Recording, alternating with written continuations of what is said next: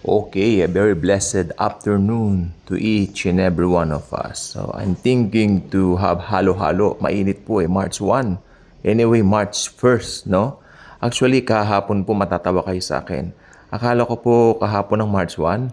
Hindi ko naisip, meron palang 29 ngayon. So, may 29 pala. So, ibig sabihin, every 4 years, no? Nagkakaroon para ng 29. Nagkaroon kami ng biroan kanina, sabi ko, paano yung mga nagbe-birthday ng February 29 lang? Di, antipid. Kada 4 na taon lang sila nagbe-birthday, di ba? So, maayos nga naman. Matipid. Okay, joke lang naman yon. Okay. So, meron po akong nabasa pong post sa pag-i-scroll ko sa social media. Ito raw pong AI, Artificial Intelligence, natutukoy na raw nila kung sino yung four horsemen. Galing naman, kako. Natatawa na lang po ako eh.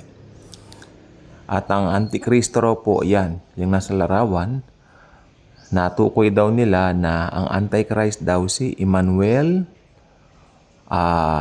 Macron. France yata yan, no? Kasi hindi ako masyado sa politics. Hindi ako masyadong palabas when it comes to that.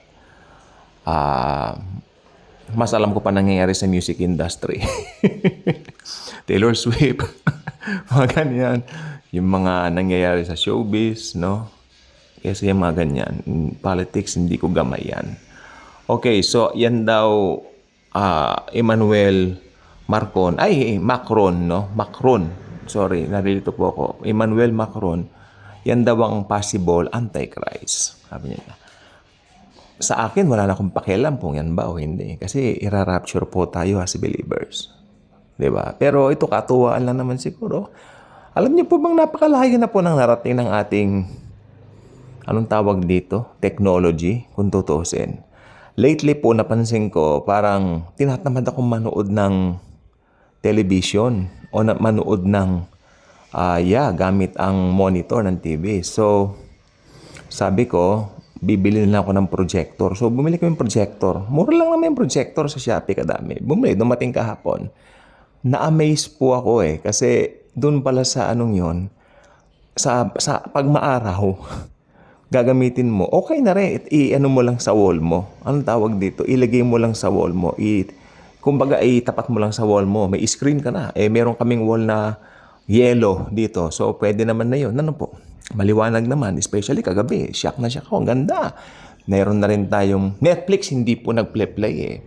Medyo naloko tayo doon eh. Kasi sa mahigit 2,000 na binayaran ko, mag-pray na rin ako na sana may Netflix Lord ako. Pero wala eh. Nakalagay lang, kunwari Netflix. Pero kumbaga sa kasabihang Tagalog eh, chika lang, chika. No? Chika lang pala yon. Pero ganun pa man, merong YouTube, maayos yung YouTube at saka yung ibang apps. Pwede na siguro, no? Tsaka pwede ka rin maglagay ng USB mo. Kung may mga na-download ka sa USB mo, you can go there. Projector po, maganda. Kasi hindi po nakaka-eye strain.